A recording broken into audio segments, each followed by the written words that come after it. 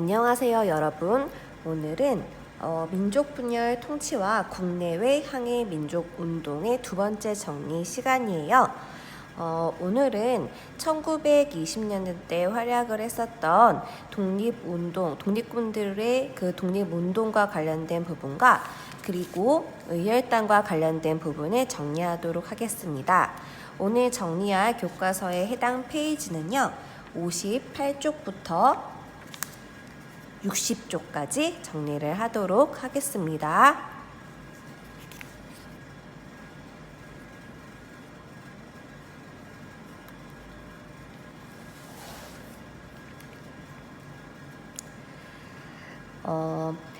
지난 시간에는 우리가 이제 1920년대는 1910년 경술국치 이후에 처음에는 무단 통치 형태로 일본이 식민 지배를 하다가 3.1운동을 기점으로 인해서 1920년대에 문화 통치 형태로 통치 방식을 변화시켰다라는 부분과 해당되는 관련되는 내용을 공부해 보았었죠.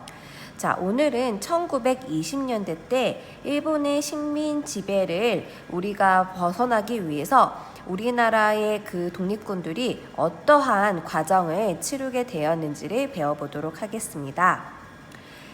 자, 1910년대와 같은 경우에는 이제 우리나라가 일본의 식민 지배를 받으면서 국내에서는 너무너무 일본의 그 간섭이나 좀 이제 그 감시가 심했었기 때문에 국내에서는 활동을 하지 못하고 1910년대에는 우리나라 민족의 지도자들이 해외로 간도나 연해주와 같은 지역에 독립운동 기지를 건설하면서 우리나라가 독립할 수 있는 기반을 마련하게 되었습니다.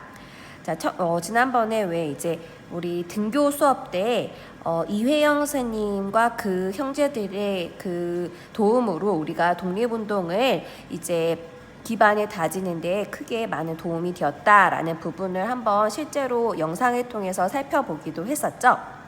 자, 1910년대는 간도랑 연해주 지역에 독립운동 기지가 건설이 되었었는데 연해주 지역의 대표적인 독립운동 기지로는 그 독립단으로는 혈성단과 그리고 간도 지역에 이제 그 북로 군정서 김자진 장군님이 이끌던 북로 군정서군 그리고 그 홍범도 장군님이 이끌던 대한 독립군이 있었습니다.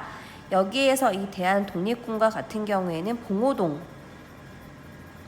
전투에서 크게 활약을 하고 북로 군정 서군은 김자진 장군님은 어떤 전투에서 대승을 거두셨죠? 네, 청산리 대첩에서 일본군과의 전투에서 대승을 거두셨죠? 자, 거기에 기반이 다져진 게 1910년대의 모습이라고 할 수 있습니다. 그러다가 1920년대가 되면서 구체적으로 독립운동의 성과가 나타나게 되었어요. 자, 이때만 하더라도 우리나라가 독립군들이 아직 조직적으로 활동을 하고 있지 않았었기 때문에 일본이 우리나라의 독립군이 얼마나 성장해 있고 그 수가 어느 정도 됐는지 가늠이 안 된 상황이었어요. 어쨌든 간도 지역을 중심으로 독립군들이 조성이 되어 있다라는 소식을 접하고 이것을 해산시키기 위해서 일본이 이제 북상을 하던 중에 우리나라와 독립군과 그리고 일본군이 그 간도 지역에서 전투를 벌이게 됩니다. 여기서 만주라고 나와 있는데 남만주 지역을 간도라고 쉽게 생각을 하면 돼요. 자, 일본군과 독립군이 전쟁을 했는데 이때까지만 해도 일본군이 우리나라의 독립군을 굉장히 얕잡아 보았어요. 그렇게 했는데 이제 우리나라가 적은 수임에도 불구하고 최초로 이제 그 승리를 하게 되죠. 이때 우리나라의 독립군들을 승리로 이끌었었던 장군님이 홍범도 장군님이시고 대한 독립군을 토대로 이제 봉오동 전투에서 대승을 거두었습니다. 언제? 1920년 6월 달에 일본이 어쨌든 한번 독립군들에게 참패를 당하고 열받아서 우리나라 독립군들을 추격하는 과정에서 이제 또 청산리 대첩이 일어나게 되죠. 1920년 10월 21일부터 26일까지 6일에 걸쳐서 이루어졌었던 전쟁이었지만 김자진 장군님이 그 지형을 이용한 효과적인 전술과 목숨을 불사르는 우리 독립군들의 투지로 인해서 대승을 거두게 됩니다. 대승을 거둬서 숫자에 굉장히 크게 차이가 났었는데도 불구하고 일본군은 25,000명의 병력을 동원하였는데도 불구하고 우리나라에서는 한 100명도 안 되는 한 60여 명이 전사를 하였지만 독립군들은 일본군은 1,200여 명에 가까운 수가 이제 이때 사살 당했다라고 하죠. 자, 그러면서 대승을 거뒀던 독립군들의 전투 중에 빼놓을 수 없는 청산리 대첩이 1920년대에 있었습니다.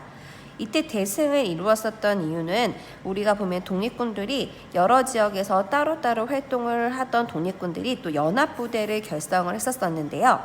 이때 김자진 장군님, 북로 군종서군을 이끌던 김자진 장군님의 부대와 그리고 홍범도 장군님이 이끌던 대한독립군 부대가 힘을 합쳐서 대승을 거두는 데 활약을 했다라고 합니다. 이렇게 봉오동 전투와 청산리 대첩에서 이제 참패한 일본군과 같은 경우에는 간도 지역을 중심으로 우리나라 동포들이 독립군들을 지원을 했기 때문에 독립군들이 이렇게 힘이 실어졌다라고 생각을 하고 간도 지역에 있는 우리나라 동포를 무차별적으로 학살하는 만행을 저지르기도 했었죠.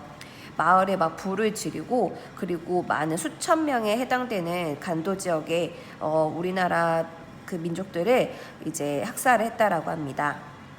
그리고 독립군 역시 이제 이 이후로는 일본군이 보다 더 그 치밀하게 독립군들을 그 토벌하려고 했었기 때문에 독립군들이 이제 눈치를 봐가면서 이동을 하게 되었는데 간도 지역에서 밀산이라는 지역으로 밀산부라고도 불러요. 지명으로 밀산이라는 지역으로 이동을 했다가 그리고 러시아에 지금 속해 있는 자유시라는 지역으로 이동을 하게 됩니다. 거기에 루트를 보면은 책에서 책 59쪽에 나와 있어요. 이 부근에서 활동을 하던 독립군 부대가 밀산으로 이동했다가 자유시 스보보드니라는 러시아에 있는 도시로 이동을 하게 되는데 여기에서 우리나라 독립군 내부적인 그 갈등이 조금 있었어요. 내부적인 갈등이 있었는데 이념의 차이로 내부적인 갈등이 있었는데 여기에 소련까지 개입되게 되면서 러시아와 같은 경우에는 우리나라의 그 러시아의 적군이 우리나라의 지휘권을 그 이제 본인들과 같은 이념을 같이 하는 독립군들에게 이제 이양할 것을 요구하자 이것을 거부한 독립군들을 향해서 무력으로 무장 해제를 하게 됩니다. 이 과정에서 그동안 너무나 열심히 너무나 우리나라 독립을 위해서 잘 싸워줬던 우리나라의 독립군들이 수백 명 가까이 되는 많은 독립군이 희생을 당하기도 한 것이 이 자유시 참변에 해당이 됩니다. 이렇게 독립군들이 시련을 겪고 그리고 다시 만주로 돌아오게 돼요. 다시 만주로 돌아와서는 참의부, 정의부, 신민부 이렇게 세 가지의 부, 3부를 조직을 하는데 이때 말하는 3부는 군사 조직과 행정 조직을 갖춘 만주 동포를 위한 자치 조직 단체라고 보면 됩니다. 그런데 이렇게 나누어져서 있으면은 독립운동을 하는데 보다 조직력이 약해질 수 있기 때문에 이것을 통합하려는 운동이 계속 펼쳐지게 되고 그리고 그 독립군들과 같은 경우에는 이 3부를 토대로 굉장히 조직적인 앞으로의 독립전쟁을 전개하였다라고 합니다. 자, 그리고 다음은 교과서 60쪽에 나와 있는 깊이 있는 역사 이해라는 부분에 의열단이 나와 있어요. 60쪽에 있는 의열단은 여러분들이 꼭 알아뒀으면 하는 단체이기 때문에 자신의 목숨을 바쳐서 조국의 독립을 위해서 힘쓰셨던 분들이기 때문에 한 번 더 정리를 해보도록 하겠습니다.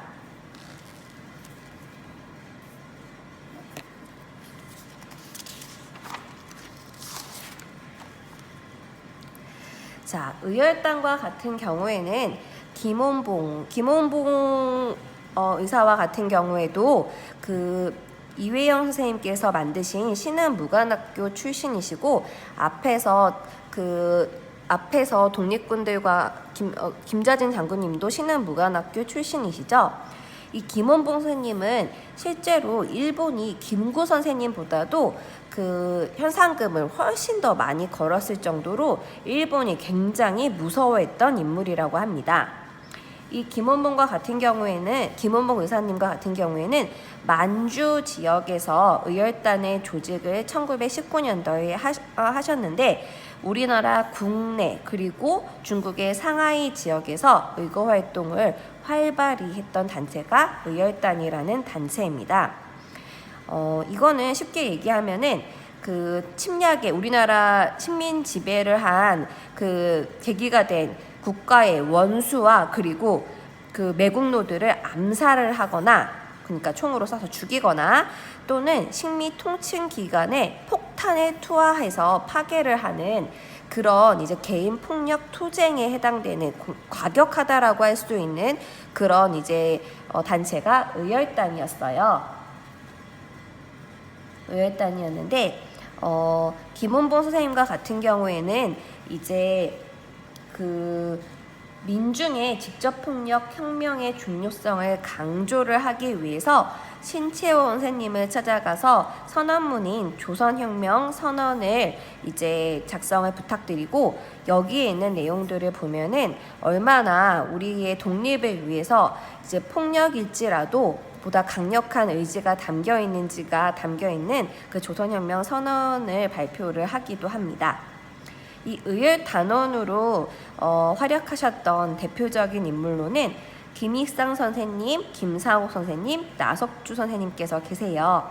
이거는 조금 이따가 교과서를 통해서 같이 한번 읽어볼 건데 김익상 선생님과 같은 경우에는 부음투 조선 총독부 우리나라 사람들을 못살게 군 조선 총독부에 폭탄을 투하하셨던 분이 김익상 선생님이시고 그리고 우리나라의 독립투쟁을 했었던 독립운동가들을 굉장히 그 고문하고 그 못살게 굴었었던 종로 경찰서를 향해서 폭탄을 던지신 김상욱 선생님 그리고 이제 우리나라 농민들을 괴롭혔었던 동양 척식 주식회사에 폭탄을 던지신 나석주 선생님 등이 의열 단원으로서 활약을 하셨던 대표적인 분들이라고 할 수 있습니다. 자, 그러면은 오늘은 교과서 60쪽에 있는 의열 단원 중에서 김익상 선생님과 김상욱 선생님, 나석주 선생님이 어떤 일을 하셨는지 책을 한번 읽어보고 그리고 그 역사 생각 노트 정리를 마치도록 할게요. 자, 김익상 선생님은 1921년 김익상은 전기수리공으로 변장하고 조선 총독부에 잔입하여 폭탄을 투척하였다. 그는 의거 후 일본인 몫으로 변장하여 무사히 빠져나갔다. 이듬해 3월 상하이에서 일본 육군 대장 다나카에 대한 암살 저격 사건으로 체포되었다. 복역 중에 감형이 되어 추록하였으나 뒤를 쫓던 일본 형사에 의해서 암살당하게 되셨습니다. 자, 그리고 김상옥 선생님에 대해서 어떤 일을 하셨는지 그 업적을 한 번 더 살펴볼게요. 자, 김상옥 선생님께서는 1923년 김상옥은 종로 경찰서에 폭탄을 투척하였다. 의거를 단행한 지 5일 후 은신하고 있던 그를 일본 경찰이 포위에 들어오자 단신으로 혼자의 몸으로 충격전을 벌여 도주하였다. 다행이죠. 그러나 마지막 은신처마저 발각되자 그는 두 손에 권총을 들고 3시간 반 동안 일본 경찰과 접전을 벌이다가 총알 탄환마저 다 떨어지자 마지막 남은 한 발로 자결하였다. 정말 영화 같은 한 장면인 것 같습니다. 정말 우리나라 독립을 위해서 헌신을 한 그것이 글을 통해서도 이제 뼈저리게 느껴집니다. 그리고 나석주 선생님과 같은 경우에는 1926년 나석주는 먼저 식산은행에 폭탄을 던졌으나 불발되었다. 그리고 그는 동양척식 주식회사로 가서 권총을 난사하여 권총을 마구마구 이렇게 쏴서 직원들을 사살하고 두 번째 폭탄을 던졌으나 이번에도 터지지는 않았대요. 식산은행과 마찬가지로. 그는 일본 경찰과 추격전을 벌이다가 마침내 도주가 불가능해지자 김상옥 선생님과 마찬가지로 스스로 총을 쏘아 장렬히 순국하였다라고 합니다. 지난 시간에도 그랬지만 지금 단어는 다소 무겁긴 하지만 우리가 이 땅에 살아 숨쉴 수 있는 데에 크게 공헌하신 분들을 다루고 있는 만큼 우리가 한 분 한 분 소중하게 기억을 해줬으면 좋겠습니다. 자, 그러면은 오늘 역사 생각 노트 정리를 마치도록 하겠습니다.